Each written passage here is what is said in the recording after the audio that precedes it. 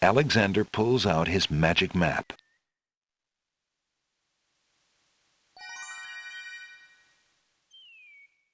Alexander feels a strange pulling sensation.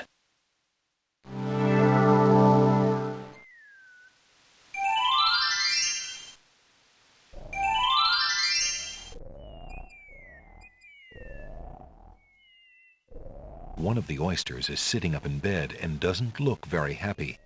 He seems to be the only one who can't sleep. In the oyster's mouth, Alexander can see a glint of white. A string of letters floats in the water. The letters spell out, "Where are you going?" Alexander's heard of alphabet soup, but this is ridiculous.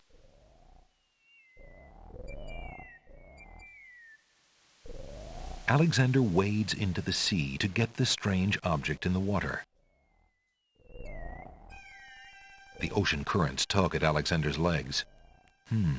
That object is just a bit out of reach.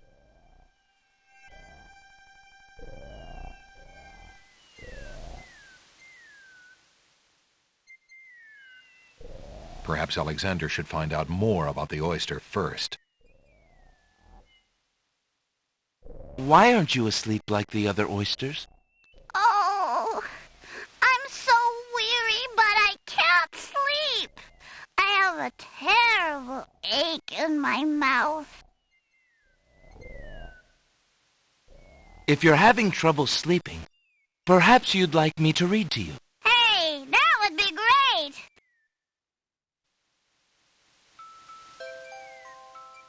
Two dulcimers raised to the degree of 40 half-dulcimers, divided into equal parts by the third of a cackle of grouse geese, put over the result of 10 fine mackles, albeit small fine mackles, stretched over the total of 53 1/8 bottles of wild beast lard.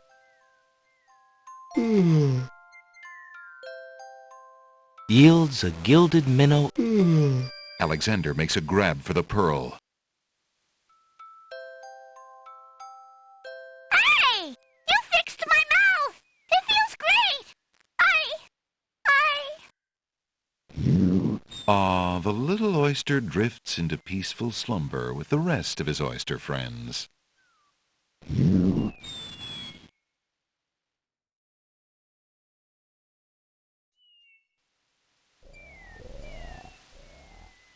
Alexander hears someone coming.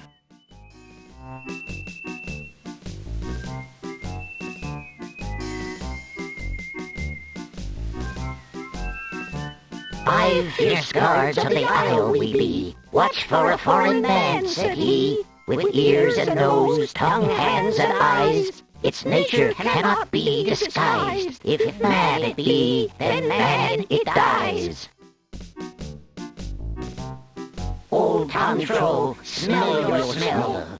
Do that which you do so well." Alexander holds the flower of stench out to the gnome with the jumbo nose. Tom Troll I am, that's all I'll be. My nose knows all on land and sea. A flower of stench has washed ashore. A flower 'tis all, and nothing more. Listen, hark you, broken oar, do your duty as you swore. With your ears, please tell us more. Alexander winds the tin nightingale and plays it for the gnome with the monumental ears.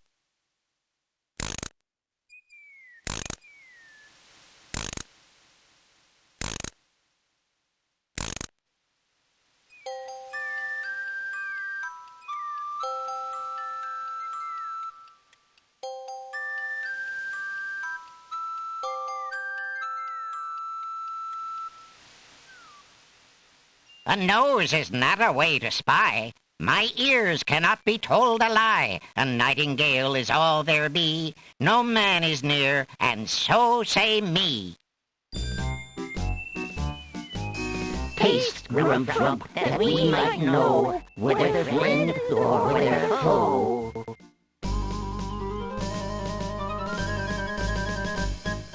Alexander holds the mint out for the gnome with the gigantic mouth. Grump knows a tasty treat. It matters not what others bleat. No danger is this one so sweet. Trilly dilly, use your hands. Is it beast or is it man?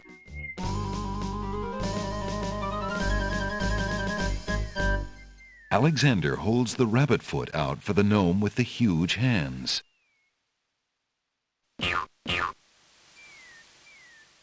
Be all you mad? What aileth thee? A bunny can't trill merrily. A hare does not at all taste sweet. A rabbit here is all we greet. Old Bill Batter, never fatter. Vision can resolve this matter. Look you now and end this chatter. Alexander pours the contents of the empty-looking ink bottle over himself. By all that's beauteous, fair, and sightly, 4 morons do I sleep with nightly. There's nothing there at all, I say. Enough of this. Let's now away.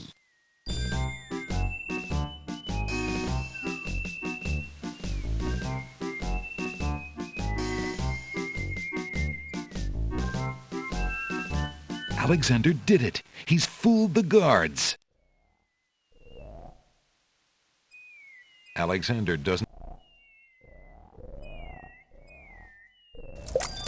picks up the object floating in the water. It appears to be a string of letters. They say, "Where are you going?" Alexander decides to keep the odd sentence, even though it is incomplete.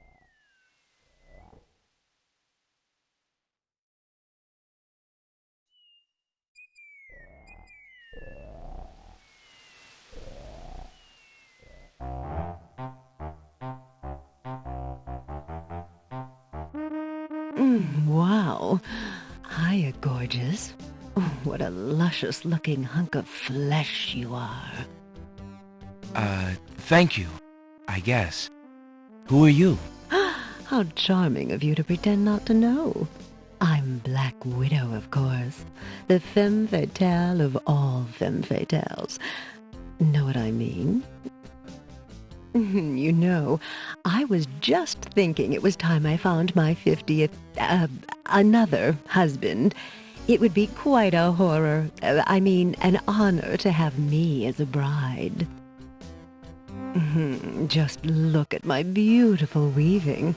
It's so light, so delicate. You'll never want to leave my little nest.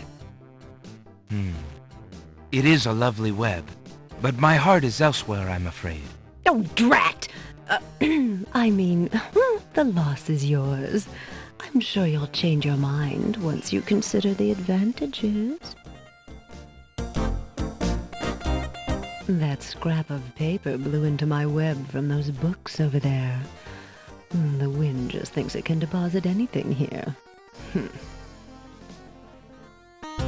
A thread is hanging from the otherwise tightly woven web.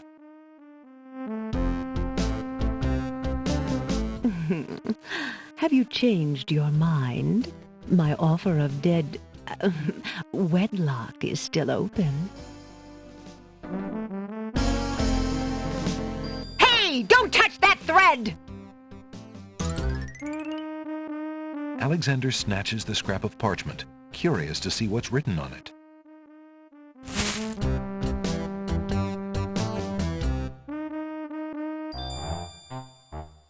The wind blows the scrap of paper from Alexander's hand, but he remembers what it said well enough.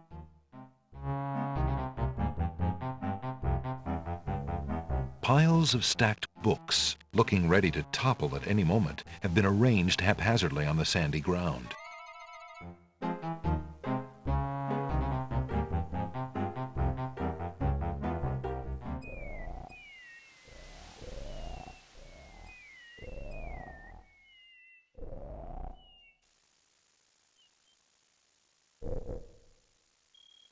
A mushy swamp lies just off the path. It doesn't look like very good swimming. Milkweed thrives near the mucky swamp.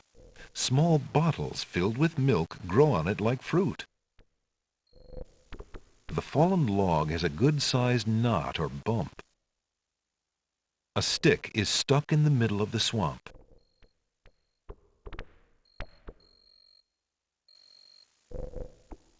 Alexander takes a bottle of milk from the milkweed bush.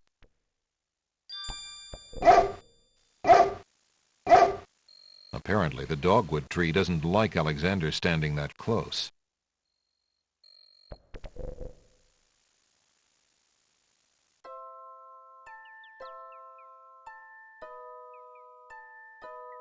Unless Alexander is mistaken, those plants must be baby's tears. Vines of sweet ripening tomatoes climb up little wooden posts. A colorful array of snapdragons stand guard to one side of the path. There appears to be a hole in the garden wall.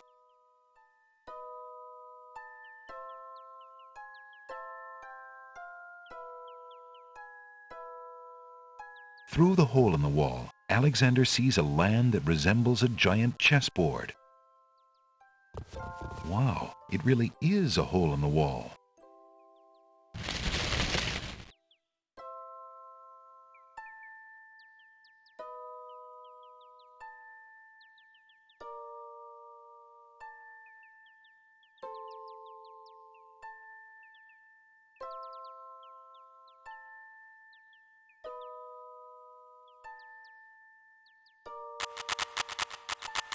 Zounds, those wallflowers sure are shy, and the snapdragons are awfully protective of them.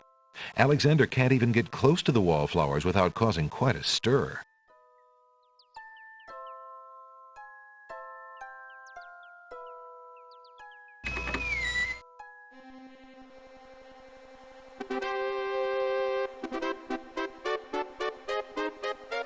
A noble white chess knight stands at the top of the marble stairs.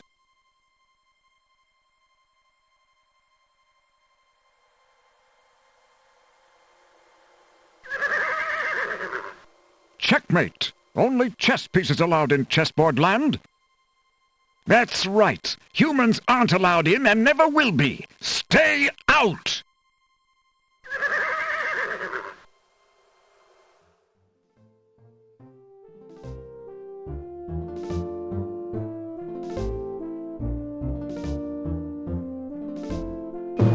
I must insist, Your Highness. I shall send a lump of coal to the Vizier and the Princess as a present for their wedding, and that's the end of it. And I suppose you'll leave me with only this stupid spoiled egg to send, Your Highness. I want to impress the new king and queen of the realm as much as you do. As queen of this island, I have every right to that lump of coal. Who isn't queen of this isle? The lump of coal is in my possession. Therefore, I shall do as I please with it. Besides, there's nothing wrong with that spoiled egg.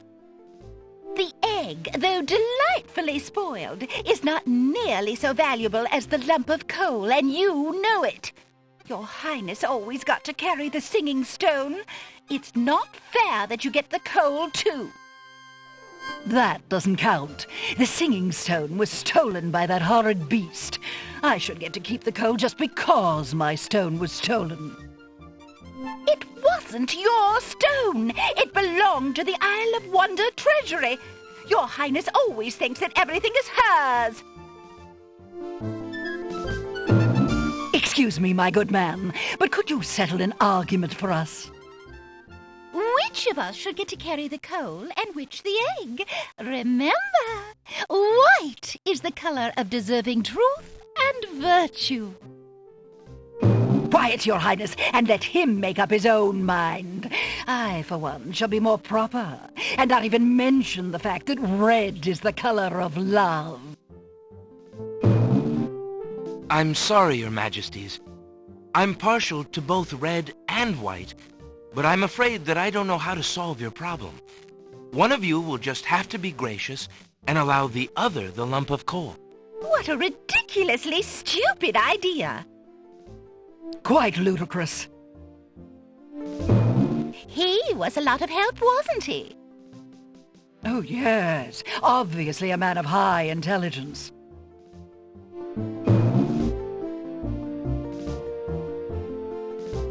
The lump of coal goes much better with my gown anyway. Black and red are imperial colors. That's the silliest thing I ever heard. Red does not go with anything, being much too self-conscious. White is the perfect accompaniment to any color.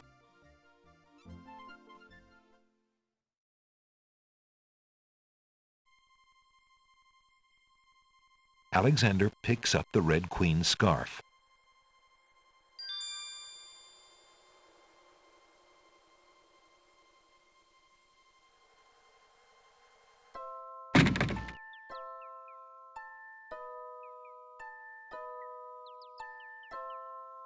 Alexander takes a close look at the tomato on the ground. It appears to be darker than those on the vines.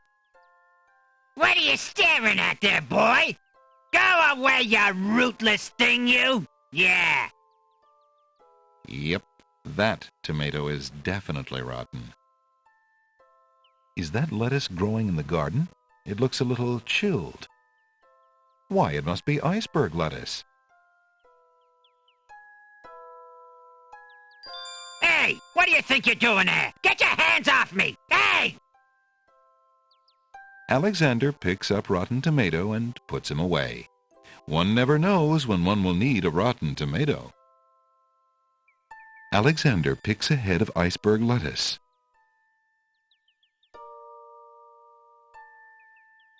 Ye gads! Is that cold?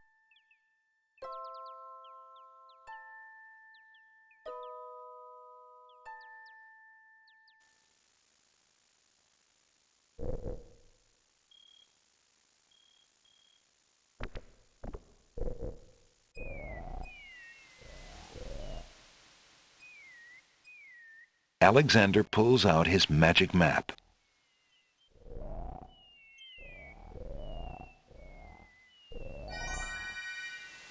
Alexander feels a strange pulling sensation.